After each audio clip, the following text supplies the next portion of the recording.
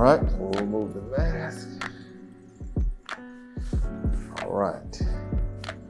All right, DeAnte, it is great to see you. Always, man. Good to see you, Hodge. All right, I know this is kind of unprecedented times right now. There's a lot going on in the world. So just to kind of set the stage, you know what I'm saying? So we're doing something called Rebrand Black. It's really about having conversations with thought leaders around Black innovation, Black genius. And so I'm excited to be able to have this conversation. I know we're working on some projects together, you know, that we're going to kind of get into. But before we dig into it too deep, I want to ask about your family. You know, just see how they're doing. I appreciate it, man. Family's good. Kids getting big. Wifey's doing well. What about you, man? How's baby girl? How's the family doing? My family's good, man. My daughter is 10, and she is she's adjusting to virtual school. And you know, I didn't really sign up to be a homeschool teacher. And even though she has a school, everything's set, we definitely, you know, it's fifth grade math is no punk. That's all I got to say. So it's fine. Wife is good. You know what I'm saying? So I truly can't complain, man. I can't complain at all. That's good, man. That's good. I'm glad. So yes, I appreciate you asking. So so let's dig into this conversation a little bit. Absolutely. So first of all, let's kind of just set the setting. So I know you are the Regional Development Director for Thrivent. Yeah. So can you give a little context around that, you know, and then we'll jump into our conversation? Yeah. It's really been a blessing to step into that role with Thrivent. I mean, we're a Fortune 500 faith-based financial services corporation. So, I mean, my day-to-day is building partnerships with the community, seeing what kind of cool initiatives are going on, and really coming alongside to figure out how I can support. So one of our big drivers is stewardship. It's making sure we're a pillar in the community and just having a beat on what's going on. You know, I think that we've learned a lot from COVID, that we really got to collaborate and come together in order to get through this thing. So that's been phenomenal. And obviously also partnering with nonprofits and churches, just making sure everybody practices stewardship. And again, we kind of teach those educational concepts as well. So it's been a blessing, man. I'm having a blast with some of the initiatives, especially with us that we're working on. And I'm just excited to get the word out on what we're doing. Okay, cool. So so if we step back for a minute, I've known you, so it goes back to the youth department. Yeah. So you were in high school back then. Yeah. We used to compete on the basketball court. I don't play that much now, so I'm sure you probably get me. I run to try and stay in shape. I got you. And man, so it's great to be able to see you. Man, you have a beautiful wife, beautiful family, and just to see how you've grown. And you know, so I'm super proud of you. Thank you. And you know, I'm so excited to see that. So I want our conversation to kind of center around faith and also focus on small business. So let's talk a little bit about the project that we're working on.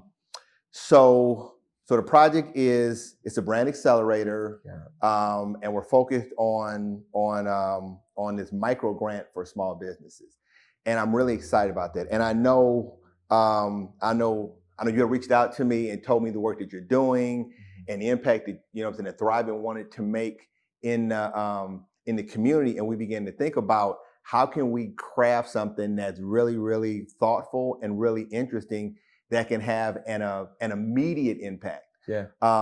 And so a lot of people that look like you don't sit in these kind of seats that have the ability to be able to write checks. Yeah. And so I would love to be able to hear from you in terms of what this means to you to be able to impact the community that you literally grew up in, and help small businesses and organizations that, like, during this season, this is like super critical for them. Yeah, I'm just grateful to be in the seat. You know, we talked a little bit offline about the responsibility that comes along with being in the seat. But I mean, for me to be the third African-American ever to hold this position and the only one within my particular region is special. And I think that ever since I was able to be employed from a young cat, I've been intentional about making sure the community came alongside of me. So I started off my career in state government, did some other stuff for the NFL, and now being in this seat, I want to make sure that the community has everything that it needs. So this response, and we call it the community response, came after the aftermath of George Floyd. And our headquarters is actually in Minneapolis, so right in the backyard. So when I transitioned to Thrivent, one of the first big initiatives that they said was, DeAnte, we need a plan. And it was interesting because the night before that, I was just on a call with you and some of our guys, Eric Thomas from the city of Detroit, and we were talking about how can we find a way for big business to support the community and get dollars or resources in the hands of people that need it the most. And when they asked me, DeAnte, what do you think about the response? Can you put together a plan? One of the first things I thought about was Black and brown and minority business owners. All businesses have had to navigate in a different way, including churches and nonprofits during COVID. We can't do business in the way that we were traditionally used to. But for us, it hit us really, really hard. So to be able to come alongside of you and really tap into your vision and your expertise, because you work with these people day in and day out, and say, listen, let's get creative. Let's figure out a way to leverage dollars. Let's figure out a way that we can't only just impact one or two small businesses, but we can create intellectual capital through the knowledge you can give and help build them in their visions. But also we can put real dollars into real hands that can use it right away to help get them through these tough times. So it's been a blessing, but community is always at the foundation of my heart. It's the reason why I didn't move outside of Metro Detroit. I stayed here because I wanted to help see it through. So it's really cool to see how things come full circle and how I can tap into my personal mentors that I respect and admire to make sure that we do this thing the right way. Yeah. And I appreciate the trust and just the opportunity. Also, too, Thrivent is a really interesting organization because prior to our conversation, I wasn't aware of the footprint. And I think you said something interesting, even when we were talking offline, in terms of Thrivent being a Fortune 500 company. So I think this is a great opportunity for Thrivent to think about, like, okay, how do we build awareness in communities where we haven't really been in before? Yeah. And so, you know what I'm saying? So I'm really excited about this. So if we talk a little bit like about the project. So it's a brand accelerator. We're going to be working with 12 small businesses, Black-owned businesses in Metro Detroit. We're going to focus on helping them to develop their brand. There's going to be a pitch opportunity, and then there's going to be resources that are going to be available to them. And so I'm super excited about that. And one of the things that I realized is that once we post this stuff online, it then began to create this conversation. Yeah. And I mean, I can't even explain to you how excited I am about like where I see this kind of going. Right. And not only that, but you know, we talked a little bit about this before, but not only just now, like the micro grant, the launch, being able to put resources in hands, that's just like phase one. But the ongoing commitment that we have to not only rebrand cities, but to the community to make sure that this is sustainable. Because we know that, again, we talked about in March and April, it's like, hopefully we can get to June, July. And then June, July turned into November, and now we're forecasting halfway plus through next year. So we know that the work can't just get started and stop. It has to be ongoing. So I'm excited to see how this continues to grow. When you talk about, I think our collective vision is to make this bigger and bigger, and we're impacting the communities in Detroit, but then we're gonna, be able to expand beyond that and help all the communities across the country, whether that be LA, Atlanta, and again, our other partners, just to make sure that we're doing the right thing long term. So I'm excited about that even more, to start a seed, plant a seed, and watch that thing grow and take off. Absolutely. So part of these conversations that we're having is that I like to talk about Black genius. And so lots of times I think that there's, so we see things that are happening in the world, and we see other people and other stories are amplified. So what I love about your story is that you're young, you have the energy, you have the vision, and it's not just somebody who is 60 or 70 years old who's the lifer in that seat. Yeah. So what do you think you bring to the table, just from your own life experience, and just kind of the way you move, versus somebody who might have kind of just continued to do things the way that they've always done them? Yeah, I think one of the first things is diversity of thought. You know, we talk about diversity a lot, and we talk about a male or a female. We talk about black or white or Asian, purple, brown, whatever. Mhm. And for sure, that's diversity. But when I think about diversity of thought and given the opportunity to be in a room, and typically I'm always the youngest in the room, but just to bring that difference in perspective, Mhm. and asked, you know, why can't we do it this way? Or have we thought about it this Mhm. way? Or, you know, if we've always done things the same way, expecting a different result, it's the definition of insanity, right? Mhm. So we have to be courageous enough to have tough conversations and really get to the bottom line of things. So, you know, I think that, you know, in this role, I have a phenomenal leader out of Minneapolis, actually out of Indianapolis, and he trusts the vision. He's not a micro guy. He's a macro guy. He's like, DeAnte, you got the vision. If you need support, let me know, which I think is very empowering, especially for somebody that likes to fly. And I think that everything I've done to this point just kind of prepped me up the right way. Being in the community, serving on boards, being a connector, and now saying, hey, listen, these are the great connections we have. Let's collaborate and let's fly. Let's do it together. Because again, it's not about me. Mhm. It's much bigger than that. It's about people coming behind me. It's about setting the foundation the right way, and it's about giving other people opportunities to step in and improve themselves, so that again they can also be elevated as well. So we're doing this together. Okay. You brought something up, so I want to kind of also like provide like some context. So, what I'm saying? So I know that, the prior to this project happening, so me and you had connected on a Zoom call, Yep. and there was a group of young brothers where we had kind of came together last year. Yep. And so part of when we were coming together, it wasn't like we came together because we thought it was going to turn into a project. Yeah. It was like, let's just see. And even like from my perspective, I'll give you like my perspective. So when we were pulling this together, I was like, you know what? I'm the old cat in this group, right? Yeah. But I realized that even though I think I have my ear to the ground, what I realize is that as I get older, I just, like I'm not as hip, even though I think I'm relevant, I'm not as hip as I think I am. Yeah. And so for me, it was important to be around other young Black men who were doing amazing work. Some of the people could be considered competitors, but for me, I was like, we need to get together. How important is it for us to be able to support each other, and for my generation and your generation to figure out ways for us to kind of work together? Yeah, you know what? I was honored when I got that text, and it was interesting within that group. A lot of us had individual relationships, but we didn't even start to connect the dots. And I think the humbling part about being in those spaces, whether it's the dinners or the Zoom calls, was that everybody was going through something to try to elevate, to try to make an impact, but we've never had a safe space to talk. You know, we talked about how there are a lot of phenomenal trailblazers in the city of Detroit, a lot of women business owners that are crushing it, supporting one another, figuring out ways to do mastermind groups, and the collaboration was real.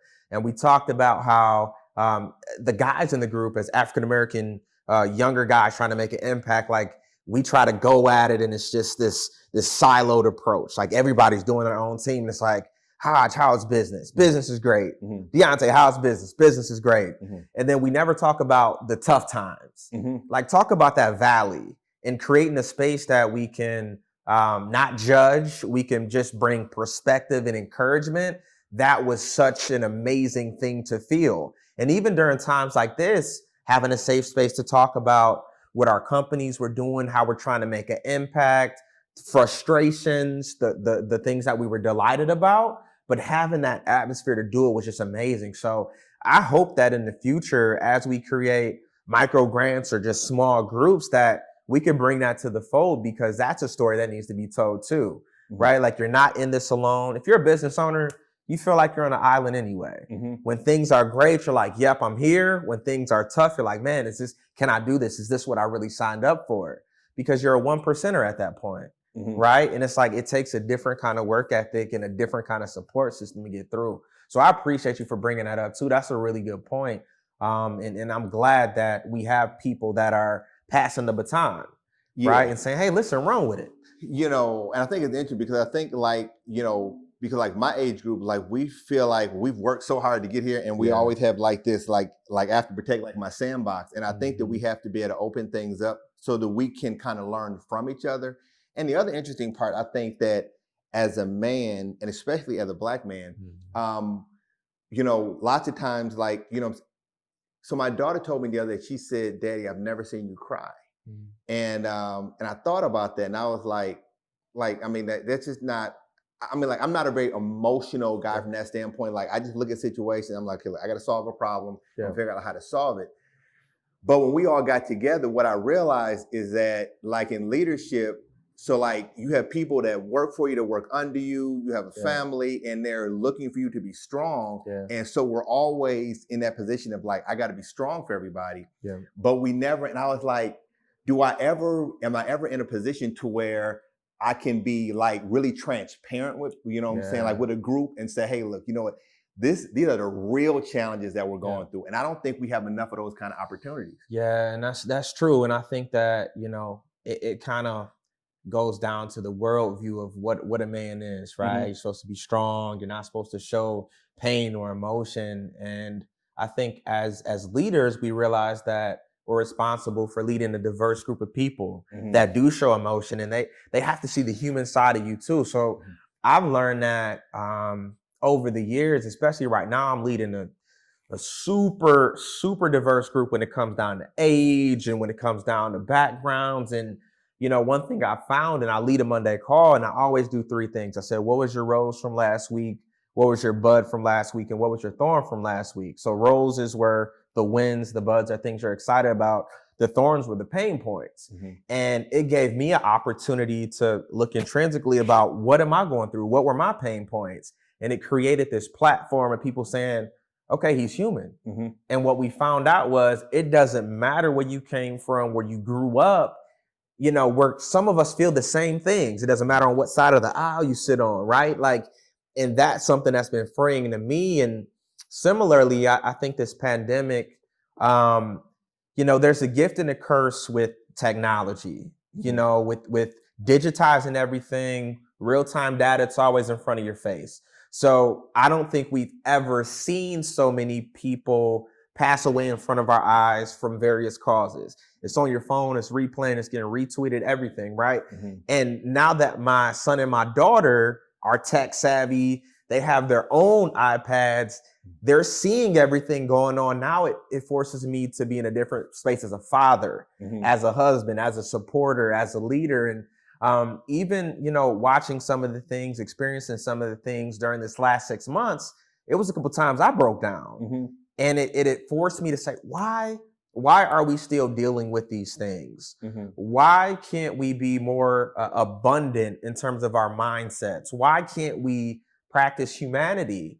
And it was a wake-up call. But then I think about, wow, I'm raising a young Black son. And, he wasn't even around when Trayvon Martin happened. But knowing that, I have to coach him up in a different way. There's a reason why I have him come to the office wearing a suit. It's a reason why I'm showing them different avenues of being successful, because I think the blueprint is shifting, right? Like my generation is that tweener where I told you to go to college. I told you to get a 4-year degree, and then you went and you got it, and then you switch jobs 7 different times or 7 different categories.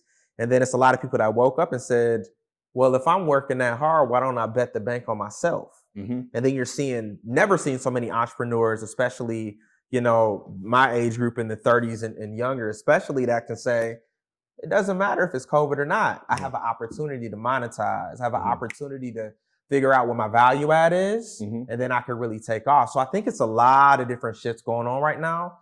And I think it's a great time to seek mentorship, but that's something that we have an opportunity to do as well, right? Because, I could tell you I have a great mentor and several others, but we have to teach people from a young age what that looks like. Yeah, and I think also, I think you hit on something. Also, too, I believe that Black fathers matter, and so we don't hear enough about that. We hear a lot of the other stories, but we don't hear the stories of like being in the home, being present, being an example. Can you just speak to the importance of being, a strong Black father? Yeah, and you know what? I always wanted to be a dad, right? And I Hmm. had a phenomenal example, in my father. But when I looked at my son, everything shifted, and even my daughter. And when they were born, especially my daughter, I was an entrepreneur fully. I was Hmm. building up a business, creating income, all that kind of stuff. But even with that, it taught me how quickly they pick up on things. So it Hmm. speaks to being present. And for me, it's like, man, if I'm home and I'm as we need to do as entrepreneurs, we have to create. Hmm. But it's like, wow, if the message I'm sending you when I get home, being on my phone, you're like, dad, phone down. It's like, man, I'm not being present. So even during this quarantine, man, it forced me and many others to slow down. And I'm the dad first. Yeah. And just knowing that they have that support, teaching them what it takes to be a loving husband Hmm. early. And again, a lot of us are individuals that didn't get that, they're trying to figure it out firsthand. Which, everybody has that uncle, that family friend that came alongside, right, to try Uh-huh. to help. But I think it's important just to be there and be present. Even with my daughter, as you know, with your daughter, Hmm. dating your daughter, showing her what it means to have a strong male presence in her Hmm. life and the expectations that come down the line. But being that example as a Black man, as a father, again, we get enough of a bad rap in media, but again, there are a lot of us that truly love and are passionate that would give anything to see that next generation be successful. Yeah, and I think you brought up, a very good point. 'Cause I know even like during the pandemic, like what we've done is, I saw a social dilemma. I don't know, I mean, Yeah. if you saw it, like Yep. that was, it really made me open up. And so even when we start spending time like with our families, and I'd have my phone in my hand, my daughter's like, okay, daddy, like look at me. Mm-hmm. And so what we started doing is now start to put our phone inside this basket, like at a certain time at night. And so if anybody contacts me, the Yeah. phone is there. And then even trying to command that first hour of the day. So I know that's important. Yeah. Um, and so I commend you on that. So let's shift a little bit and let's talk a little bit about faith. Yeah. So when I look at this moment, like with the lockdown and everything on quarantine, like not only have small businesses been impacted, Mm-hmm. but the faith community, whether it's churches or Yeah. things like that. And so it's been unprecedented. So what does that look like in terms of the work that you're doing, and what's your vibe or your thought as it relates back to how churches and that group of organizations are dealing Yeah. with this moment? Yeah, churches had to navigate just like us. And the Mhm. interesting part about churches, and so us as a faith-based org, we work with a ton of churches and pastors. And my father-in-law is a pastor, and I'm very close to that world. The ones that were able to navigate quickly, set up their, whether it's Zoom services, YouTube, Facebook Lives for service, ways to touch their congregation. Those are the ones that I saw navigate a little bit quicker than those that were hopeful about, well, let's just try to shut down for a month or two. Mhm. But the biggest thing that I'm seeing as well is, how do you inspire generosity from a distance, Mhm. right? Like, how do you quickly shift and change? How do you have touch points with your congregation? And some of the ways that, I've been seeing pastors, navigators, they've been setting up, webinars for the congregation to learn about different aspects of their faith. I've been seeing them set up platforms online that still have those Tuesday afternoon group calls, to have those, Thursday night group calls for the specific, whether it's youth or the singles ministry, because they didn't want to lose anybody. It's a tough time to be a pastor right now. And that's a way too that we love showing up by just providing resources. I could tell you, we have a lot of content that we teach. So it's like, well, listen, pastor, I know resources are stretched. Like, I could come alongside and teach your young singles that are thinking about getting married, that need to learn about two becoming one, right? It's a lot of different ways that we've been forced to navigate. And, we've seen COVID, also shut down churches, Mhm. like literally churches that will no longer be in service forever because they didn't have that connectivity to stay afloat. So I'm always prayerful for anybody that's a nonprofit pastor, business owner. And I just want them to continue to seek out resources and know that there are amazing hands out there that are willing to help, that want to advance the mission. So thank you for bringing that up, Hodge. Yeah, yeah. I think everything is being disrupted. Yes. And so, an interesting part, I recently met a gentleman by the name of Ashley Bell. So, Ashley Bell, he runs something called the Black Bank Fund. It is a syndicate of all the black banks. So in the United States, I think there's 18 I think there's 18 black banks, and and so 12 of them they actually work with, and they're getting ready to partner with the NBA. Nice. And so now the NBA will be able to fund projects through black banks. Nice. And so I bring that up because as we kind of bring this to a close, I look at the space that you're in, and I look at our circle. So if we look at the church circle and the black circle, two of the poor wealth circles that I'm aware of. Yeah. And so can you speak to the importance of financial literacy and thinking about how do we help the next generation start further ahead than we did? Our parents did the best they could. Correct. They gave us the foundation. They gave us values, all those things, things that, is really hard to be successful without. But now, how do we now prepare for that next step? That's good. And we used to grow up on the phrase knowledge is power. And then I used to adapt and say knowledge is potential, because until we put it to work, then it can't be powerful. So I think, one of the things that we need to focus on, and we know generational wealth speaking, we know our community hasn't seen a ton of it being passed. And I think it starts with literacy and education, understanding how different vehicles work for you, understanding how finances truly work. And to your point, just to give you a statistic, only about 3.5% of the financial industry, financial advisors and professionals are African American. So there's not a lot of people that had access to the knowledge to get the knowledge out. And how many people are really coming back to give that knowledge to our people to help excel? So one thing that I've been trying to teach is the power of legacy. And, it speaks about it a lot in the Bible, but planning for not only your kids, but your kids' kids. So making sure you're putting things in place today that you may not even see, but when you transition from this earth, your kids, their legacies are going to be able to carry that on. Teaching your kids about simple checking, savings, how does credit work? How does leverage work? How does insurance work? It's all just one big knowledge circle that we have to pass on. But I think it starts with, our community being open to the knowledge and just understanding. So I think that's where it kind of starts. I could tell you, I try to teach our children just the concept that I try to teach my kids right now. We give them dollars, we have them put them up in their little bank, because when you think about saving, especially when I'm working with individuals, it doesn't matter, 20s, 30s, 40s, 50s.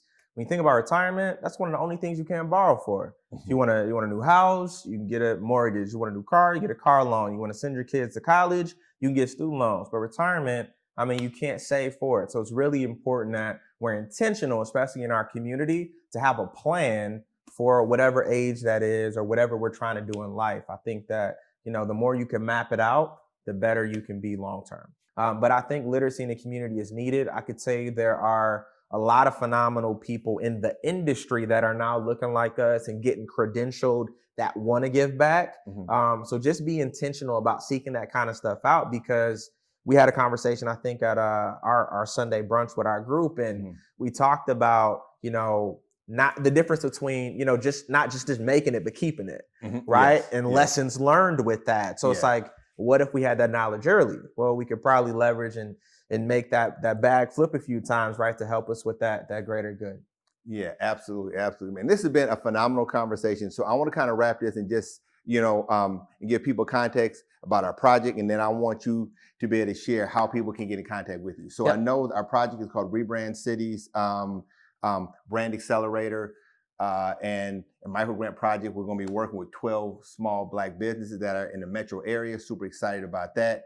The resources that are going to be provided are going to be a first place prize of $25,000, second place $10,000, third place $5,000, and then the remaining nine businesses will all get at least $2,500. No, we get $1,250 plus Plus, we're going to have resources teaching about branding, a series of marketing assets. So I'm super excited about this. So I want to bring context around that. If somebody wanted to connect with you and find out more about you, how would they reach you? Yep. So on Instagram, at Mr. Dominate the Day. I'm on Twitter, D_Thompkins. And if you search me, DeAnte Thompkins, and I'll pop up, and individuals can connect with me on multiple different platforms. Okay. All right, man. This has been great. I'm excited that we've come full circle from being in the youth department, competing on the basketball court, and just seeing the work that you're doing. And that's why I always tell people, you never look down on somebody else. Who would have thought that I would now have a chance to work with people who were youth, who are now opening up doors for not only the business that I'm working with, but also helping other people. And I appreciate the confidence and the opportunity just to be able to work with you in this capacity, and look to be able to build even greater things with you. Hey, I appreciate you, Josh. Looking forward. We got some big things coming, man. Yes, sir. Yes, sir. All right now. Hey, okay. You. Yep.